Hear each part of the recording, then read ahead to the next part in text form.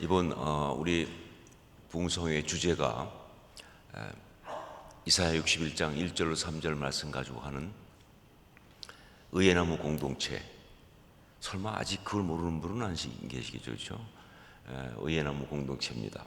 그런데 제가 첫날 말씀드렸지만 이 이사야 61장 1절로 3절에 나오는 그 의의 나무라고 하는 이 표현, 이것을 가장 잘 또 묘사한 것이 시편 1편이라고 그랬죠. 시편 1편. 시냇가에 심겨진 나무. 이게 의의 나무의 이미지를 가장 잘 묘사한 겁니다. 복 있는 사람은 악인들의 꾀를 따르지 아니하며 죄인들의 길에 서지 아니하며 오만한 자들의 자리에 앉지 아니하고 오직 여호와 율법을 즐거워하여 그의 율법을 주야로 묵상하는도다. 그는 시냇가에 심은 나무가 철을 따라 열매를 맺으며 그 잎사귀가 마르지 아니함 같으니 그가 하는 모든 일이 다 형통하리로다. 이게 바로 의의 나무예요. 이것이 바로 의의 나무의 모습을 가장 잘 나타낸 겁니다. 자, 그런데 이런 의의 나무는 어떻게 살아가느냐, 어떻게 되느냐 하는 그 비밀이 이 말씀에 그대로 들어가 있어요. 바로 뭐냐? 시냇가에 심겨서 철을 따라 열매를 맺는 정말 귀한 그런 나무는 바로 다른 것이 아니라 말씀으로 가능하다. 첫날도 말씀드렸지만 말씀으로 뿌리를 내린다고 그랬죠. 말씀에 뿌리를 내린다고 그랬죠. 말씀으로 가능하다. 그래서 이 말씀에도 보면 이렇게 되어 있습니다. 그 앞에 오직 여호와의 율법을 즐거워하여 그 율법을 주야로 묵상하는다, 묵상하는도다 라고 되어 있어요. 그러니까 시냇가에 심겨진 나무, 철을 따라 열매를 맺는 그 잎사귀가 마르지 않는 그 나무는 어떤 나무냐라고 할 때 그 앞에 바로 여호와의 율법을 즐거워하고 그 율법을 주야로 묵상하는 바로 그것이 그 나무다, 그 말입니다. 그러니까 말씀으로만 우리가 의의 나무가 될 수 있는 거예요.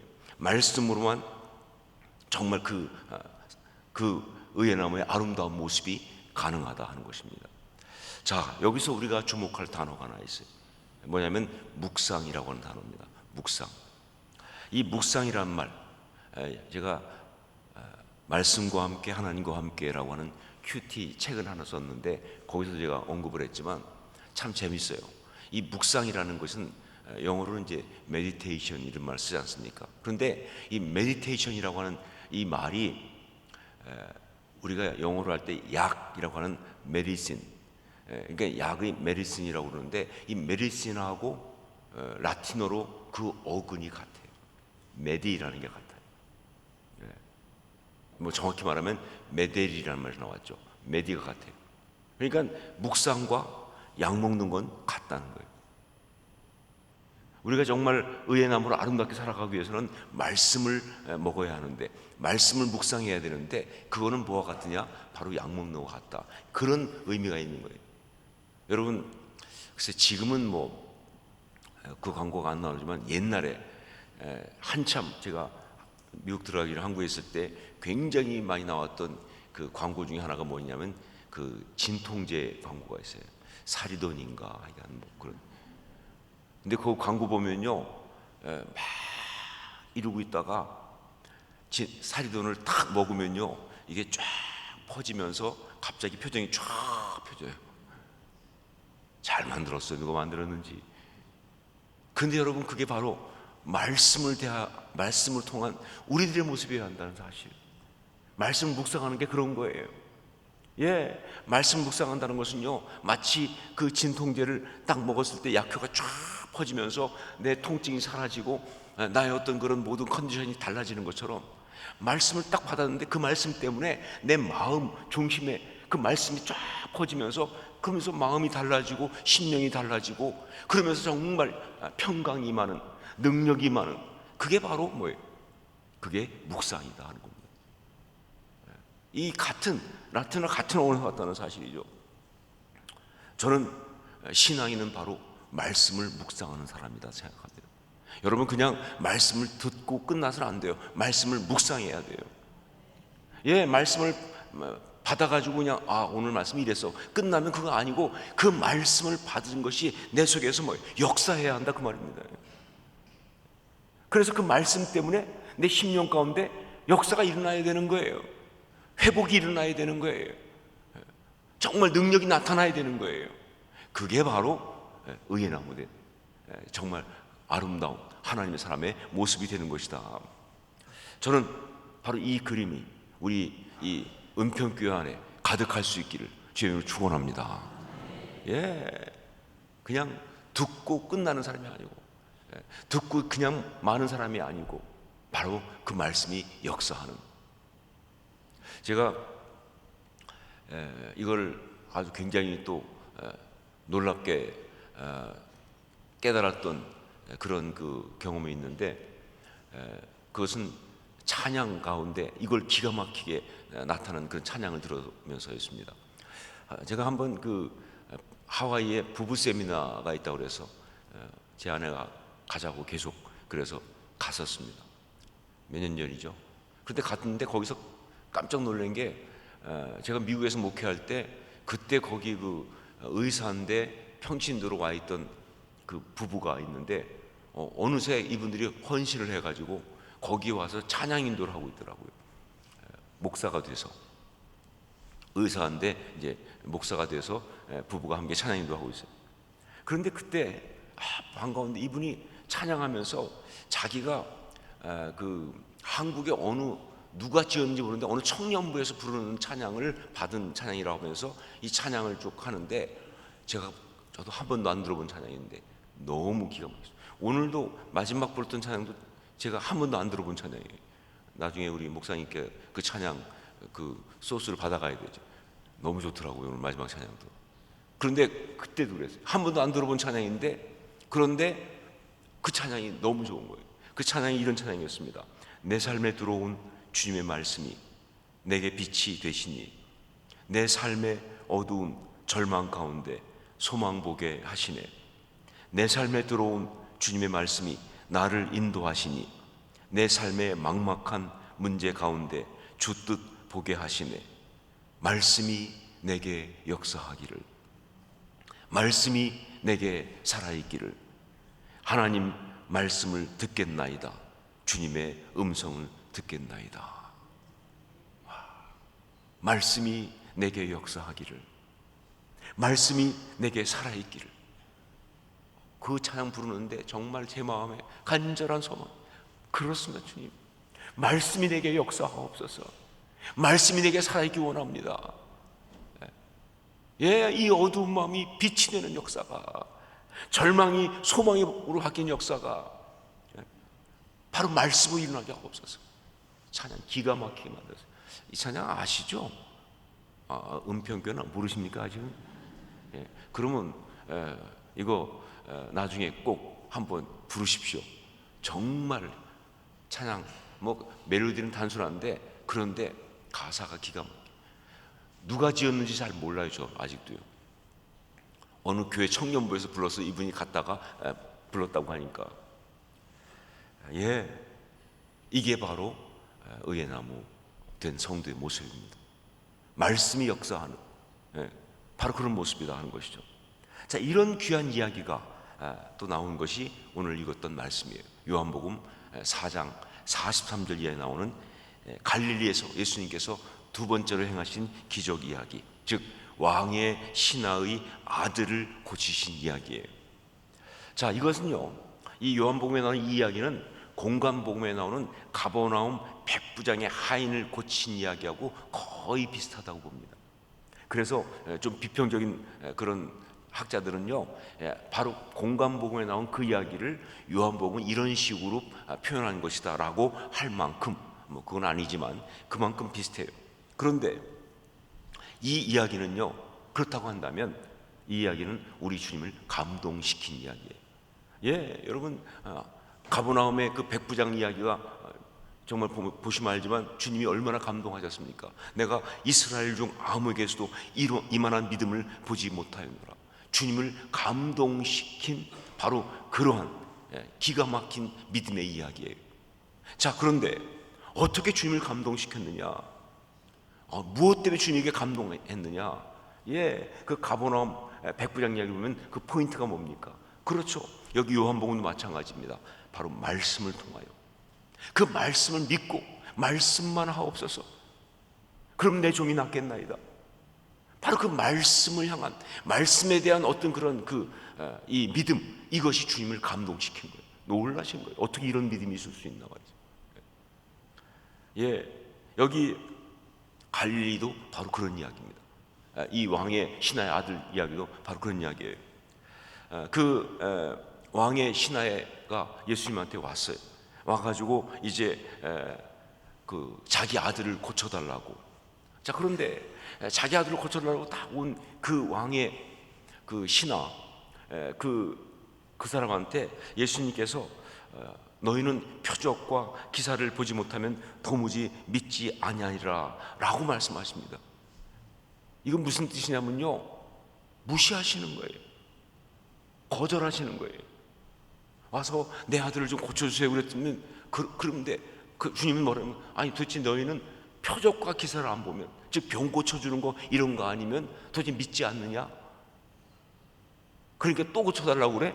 표적을 해달라는 거야? 라고 하면서 거절하시는 거예요. 여러분, 이거 좀 이상하지 않습니까? 아니 예수님같이 그렇게 정말 사랑이 많으신 분이, 아니 아들이 죽게 돼가지고 그래서 그 아들 아프니까, 세상에 자식 아프면 그 부모 마음이 어떻습니까? 그러니까 왕의 신하라고 하는 포지션이 있음에도 불구하고 뭐예요? 그냥 예수님한테, 나사렛 목수 출신이잖아요, 쫓아간 거예요. 정말 아들 고쳐달라고 정말 그 예수님한테 정말 자존심 다 버리고 자기 신부 위치 다 내려놓고 쫓아가서 제발 좀 고쳐주십시오 라고 그렇게 얘기하는데, 그런 아버지한테 이것들 요즘 표적으로 안 보면 믿으려고 안 그래 다들, 이렇게 말하는 것은요 많이 무시죠. 왜 그러신지 좀 여러분 좀 이상하지 않아요? 자, 근데 여러분 꼭 아실 게 있어요. 성경을 보다가 뭐가 좀 이상하다 혹은 파격적이다, 이해가 안 된다, 그런 일이 벌어지면요 무조건 그때 말이 안 돼 이렇게 하지 말고 이렇게 말씀하셔야 됩니다. 바로 메시지, 정말 중요한 메시지를 주려고 일부러 그렇게 하시는 거예요. 성경에 너무 이상한 이야기, 너무 파격적인 얘기 나온 것은요 그만큼 중요한 메시지를 강조하기 위해서 그렇게 하시는 거예요. 예수님도 그렇게 하신 겁니다. 지금 그 아버지의 그 절박함을 아시는 주님이 일부러 모른 척 하시는 것은요 정말 중요한 것을 강조하기 위해서 그렇게 한 거예요. 이거는 좀 더 정확히 말하면 믿음을 테스트하기 위해서. 수로보니게 여인 이야기 아시죠? 그때와 똑같은 거예요. 자녀의 떡을 취해서 개에게 주는 것이 옳지 않다. 그때도 예수님 이상했잖아요, 그렇죠? 그것도 뭐예요? 믿음을 테스트하기 위해서 그런 거예요. 여기도 마찬가지예요. 믿음을 테스트하려고, 아니 너희가 기적을 보지 못하면 도저히 믿지 못하는구나 하고 그런 식으로 말하는 거예요. 그런데 이 테스트를 왕의 신하가 통과를 합니다. 참 재밌는 것은 우리 주님은요 꼭 통과할 수 있는 사람한테만 문제를 내세요. 참 아시니까. 그러니까 다 그만한 믿음이 있는 걸 아시고 하셨겠죠. 여하튼 그래서 감당 못할 시험 주시지 않잖아요, 그렇죠? 딱 그 왕의 신하가 통과를 해요. 그래가지고 왕의 신하가 아주 간절하게 주님께 신하가 이르되 주여 내 아이가 죽기 전에 내려오소서. 여기서 정말 중요한 표현이 주여 아닙니까? 주여. 이제 완전히 바닥에 엎드립니다. 이 주여라는 말은 그렇게 쉽게 쓰는 말이 아니죠. 정말 상대를 완전히 그 권위를 인정하고 높여드리고 자신은 정말 그 앞에 완전히 아무것도 아니라고 낮추면서 그렇게 고백하는 거 아닙니까? 그 정말로 왕의 신하쯤 돼서 그 예수님한테 주여라고까지 부르면서 내 아이가 죽기 전에 제발 좀 내려오시오 와달라고 그렇게 부탁을 하는 거예요. 자, 예수님이 여기서 또 한 번 믿음의 테스트를 합니다. 1차 테스트는 통과하니까 2차 테스트가 온 거예요. 근데 정말 이게 또 정말 중요한 것이죠. 50절 말씀 한번 같이 읽겠습니다. 50절 함께 읽습니다. 예수께서 이르시되 가라 내 아들이 살아있다 하시니 그 사람이 예수께서 하신 말씀을 믿고 가더니, 아무것도 안 하고요, 가라, 네 아들이 살아있다 라고 말씀만 하신 거예요. 자, 가야 할까요, 말까요? 여러분 같으면 어떻게 하시겠습니까? 예수님 앞에 나갔는데, 갔는데 아무것도 안 하고 아무것도 안 보여주고 그냥 말씀으로만 가라, 네 아들이 살아있다 할 때 그 말 믿고 가겠습니까? 아니 진짜요? 뭐라도 좀 보여주셔야 되는 거 아닙니까? 아니면 기도라도 한번 하시든지, 아니면 무슨 어떤 처방이라도 내려주시든지, 뭔가 정말 굉장히 좀 갈등스럽지 않으세요? 사실은 굉장히 갈등스러운 거예요. 아니 그냥 그렇게 간절히 부르는데 가라, 내 아들이 살아있다 라고 말씀하시니 이걸 믿고 가야 하는지 말아야 하는지, 이게 테스트예요. 이게 테스트입니다. 이 신앙의 테스트를 놀랍게도 이 왕의 신하가 또 통과를 해요. 뭐라고 돼 있어요? 그 사람이 예수께서 하신 말씀을 믿고 가더니, 이렇게 돼 있어요. 네, 정말 기가 막힌 이야기예요. 이거 절대로 왕의 신하가 그냥 더 이상은 안 되니까 안 되겠다, 그리고 포기하고 돌아선 거 말하는 거 아닙니다. 포기 못하죠. 포기할 것 같았으면 여기까지 오지도 않죠. 결국은 이건 무슨 얘기냐? 그렇습니다. 정말 아들이 죽을까봐, 아들이 이 병들어서 고통받고 죽을까봐 너무 무섭고 두렵고 정말 불안하고, 그래서 쫓아온 거 아니에요. 길이 없으니까 절망스러워 답답하니까 어떻게 방법이 없으니까 정말 이것밖에 없겠다 싶어서 쫓아온 거 아니에요, 주님 앞에. 그러니까 예수님 만나서 와가지고 예수님이 처음에 딱 표적을 보지 못하면 믿지 않는다 했을 때, 사실 그게 자기를 향한 굉장한 모욕처럼 보이지만 자존심 다 버리고, 정말 어떤 그런 인간적인 생각 다 버리고 그냥 그 앞에 더 엎드린 거 아니에요? 간절하게 매달린 거 아니에요? 내 아들 죽기 전에 제발 와달라고, 오셔서 좀 안수기도 해주시고 병 고쳐달라고.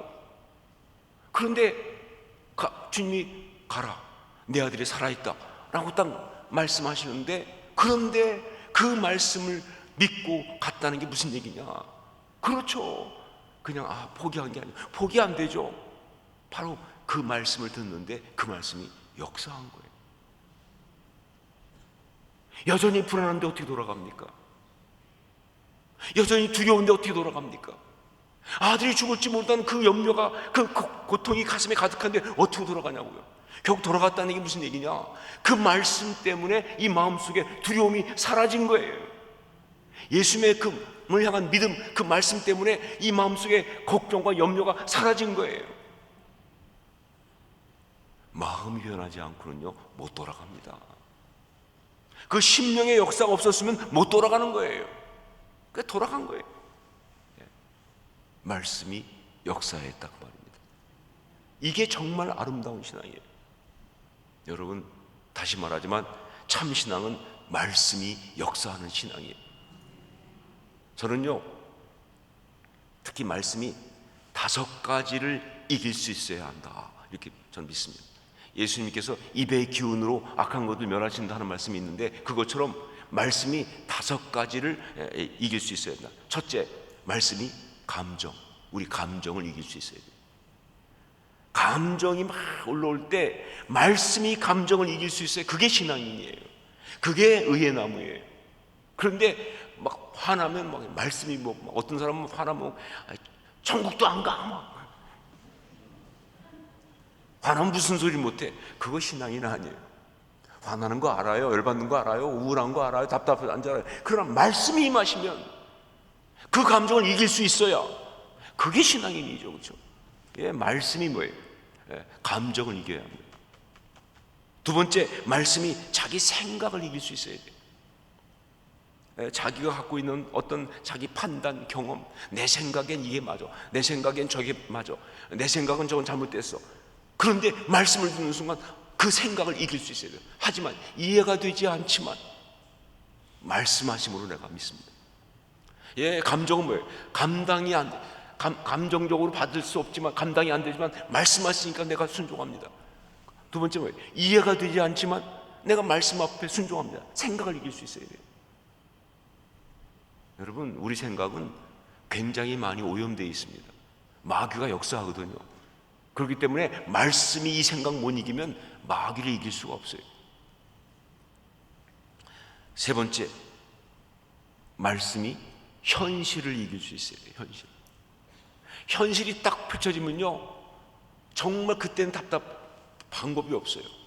근데 여러분, 현실을 이기지 못하면 그게 무슨 신앙입니까? 현실 그대로 눈에 보이는 분명한 현실 상황, 경제적인 상황, 어떤 건강의 현실, 이런 거 다 있을 때 이 현실을 그대로 이기지 못하면 결국은 아무도 다른 어떤 역사도 없는 거 아니에요. 그냥 그대로 현실대로 가는 거 아니에요. 그건 신앙이 아니죠. 그런데 말씀이 현실을 이기는 줄로 믿습니다. 현실을 볼 때는 정말 아무것도 없어. 여전히 가난해. 그런데 뭐예요? 말씀이 역사하니까 이 안에 뭐예요? 풍요함이 넘치기 시작해요. 가진 거 아무것도 없는 건데 다 가진 사람 같아. 현실을 볼 때는 여전히 아파. 암이 하나도 안 줄어들었어. 이대로 가면 그냥 죽을 수밖에 없는 것처럼 보일 수 있어요. 그런데 뭐예요? 말씀이 역사하니까 더 이상 그 암 환자가 아니야. 저희 교인 중에 한 권사님이 저한테 아주 감동적인 메시지 보냈더라고요. 암이 생겨가지고, 그래서 기도했더니, 하고 전화했더니 저한테, 목사님, 제가 오늘 암 환자로 등록은 했습니다만, 그러나 저의 믿음은 암 환자는 절대로 아닙니다.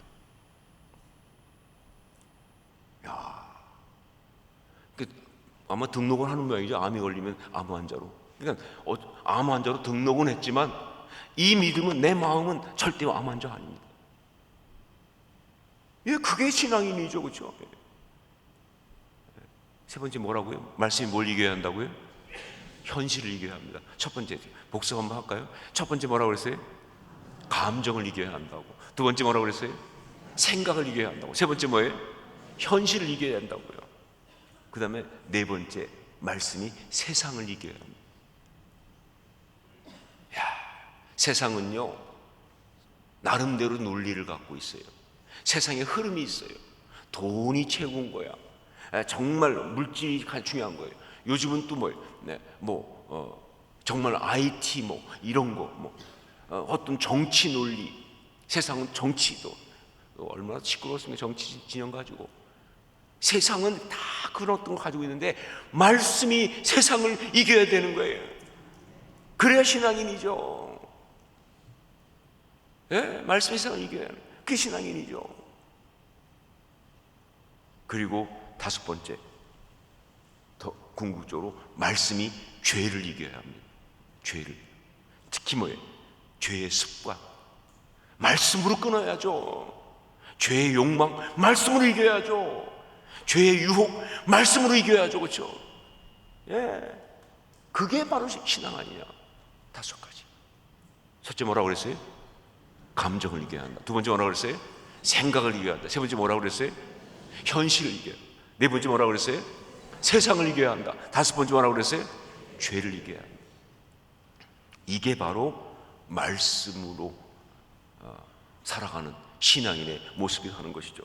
이걸 우리 주님이 원하신 거예요. 그리고 이 왕의 신앙은 멋지게 통과한 거예요. 말씀으로 뭐예요? 감정을 이겼습니다. 말씀으로 자기 생각을 이겼습니다. 말씀으로 현실을 이겼습니다. 그리고 말씀으로 세상을 이긴 거예요. 그리고 말씀으로 그 두려움, 상처라는 죄를 이긴 거예요.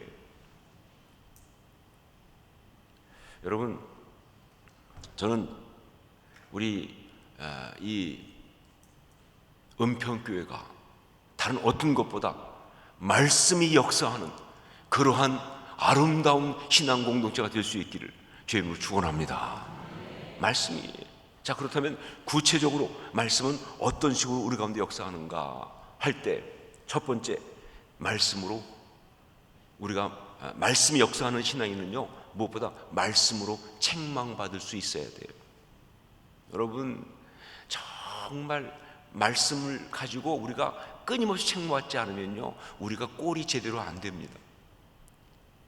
큐티를 제가 가르칠 때 거기 보면 적용하는 거 보면 큐티 적용해서 제가 그런 얘기를 한 적이 있어요. 어떤 사람 보면 큐티 적용하면 매일매일 그냥 계속 회개만 해. 막 그냥 오늘도 이렇게 잘못했고 내일도 잘못했고 뭐 이것도 문제가 많고 저것도 문제가 많고. 그래서 제가 그때마다 습관적 회개하지 말라고 그렇게 경고를 합니다. 그런데 사실은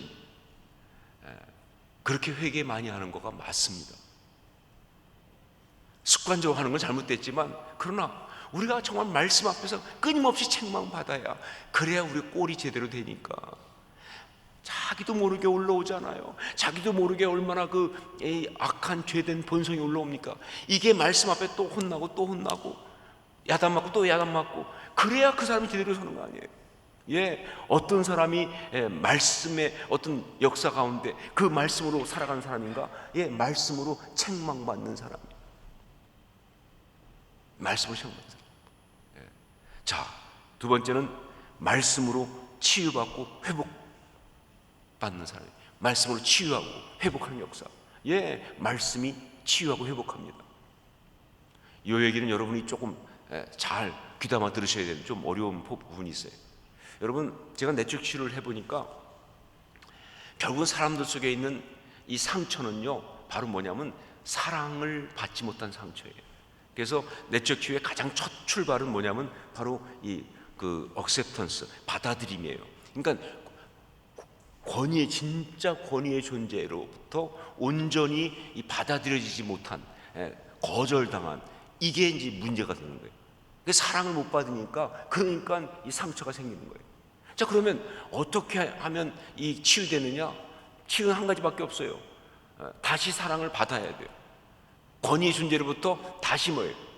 어떤 이 받아들여짐, 이 용납을 경험해야 돼요. 그런데 문제는 뭐냐? 아니, 어릴 때 나를 거절했던 아버지가 지금 늙어 없는데, 혹은 뭐 지금 계셔도 좀 더 이상 그런 존재가 아닌데, 어디 가서 내가 그 사랑을 받았어요? 그 권위보다는, 나를 거절했던 그 권위보다는 더 큰 권위한테 내가 사랑을 받아야 되는데, 도대체 어디 가서 찾을 수 있느냐? 그런데 여러분, 신앙인에겐 답이 있죠. 왜? 그 아버지보다, 그 어머니보다, 그 어떤 인간 누구보다도 더 훨씬 더 권위가 있고 더 중요한 진짜 권위가 우리한테는 있잖아요. 누구세요? 하나님이시잖아요. 여러분, 성경이 하나님을 아버지라고 부르게 한 비밀을 아셔야 돼요. 그게 그 연결되어 있는 거예요. 권위의 문제예요. 하나님이 계시잖아요. 그러니까 우리는요, 그 하나님의 사랑을 받으면 뭐예요? 이게 다 치유가 되는 거예요.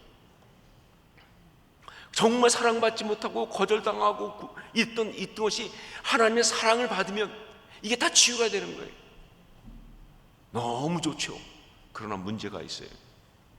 하나님은 영이시고 우린 육이잖아요. 이 사이가 문제예요. 그러니까 이 사랑이라는 것은 인격적이어야 하거든요. 인격적인 만남과 교제가 있지 않으면 사랑이 안 되는데, 하나님하고 나하고 인격적인 만남을 갖기가, 이게 문제가 있는 거예요. 하나님이 영이시기 때문에.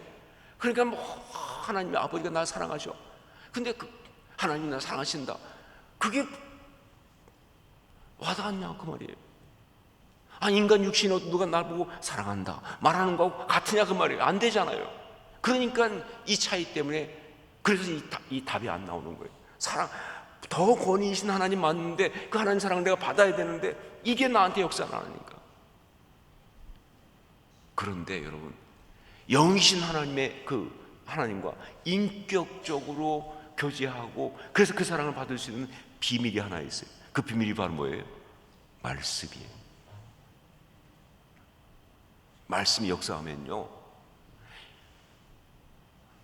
내 아들아, 내가 너 사랑한다. 말씀이 역사하면요, 어떤 사람의 이야기보다 더 감동적으로 제게 밀고 들어와요. 저는 그래서 하나님 어느 순간 저한테 내가 사랑한다 하시는데, 그게 제가 지금까지 받아본 사랑 고백 중에서 사랑의 어떤 그런 말씀 중에 가장 감동적인 말씀으로 다가와서 제가 몇 날 며칠 펑펑 운 적이 있어요. 근데 그때 하나님 딱 나타나신 줄 아세요? 아니요, 말씀으로만 하셨어요. 말씀으로. 말씀이 그게 말씀이에요. 그래서 말씀으로 우리가 치유받고 회복할 수 있다는 거예요. 전 여러분이 말씀 가운데 그런 치유와 회복을 경험하는 역사가 날마다 있을 수 있기를 주의 이름으로 축원합니다. 그래야 우리가 행복해요. 그래야 우리가 살아요. 그리고 세 번째, 말씀으로 도전받고, 그리고 말씀으로 인도받아요. 구체적으로. 제가 시간이 아침에 많지 않아서 자세한 간증 못하지만, 저는 정말 지금까지 오면서 말씀으로 인도받았어요. 제가 1996년도에 미국에 갈 때 가서 ANC 오늘교회를 개척을 했는데, 어떻게 개척했느냐? 말씀으로 인도받고 개척했어요. 다른 아무것도 없어요. 말씀이 딱 주어져가지고 말씀에 순종해서 한 거예요. 그리고 20년 목회하고 2016년도에 떠났어요. 제가 사고치고 떠난 거 아닙니다. 정말 좋았어요, ANC에서. 근데 하나님이 떠나라 하셨어요. 근데 어떻게 떠날 수 있었느냐? 말씀 때문에 떠났어요. 말씀. 정말 하나님의 사람이라면 말씀으로 인도받고, 말씀으로 도전받고, 그 말씀 때문에 결단하고 그렇게 살아가야 한다는 것이죠. 이게 세 번째입니다. 여러분, 말씀으로 아름다움, 말씀으로 살아가는 그런 우리 모두가 될 수 있기를 주의 이름으로 축원합니다. 기도하겠습니다. 우리 같이 한번 기도할 때 정말 오늘 주신 말씀 붙들고 말씀으로 살겠습니다. 말씀으로 살기 원합니다. 말씀으로 살아가는 우리가 되게 하옵소서. 정말 의의 나무 공동체, 말씀으로 이루어지는 그런 우리 교회 되게 하여 주시옵소서.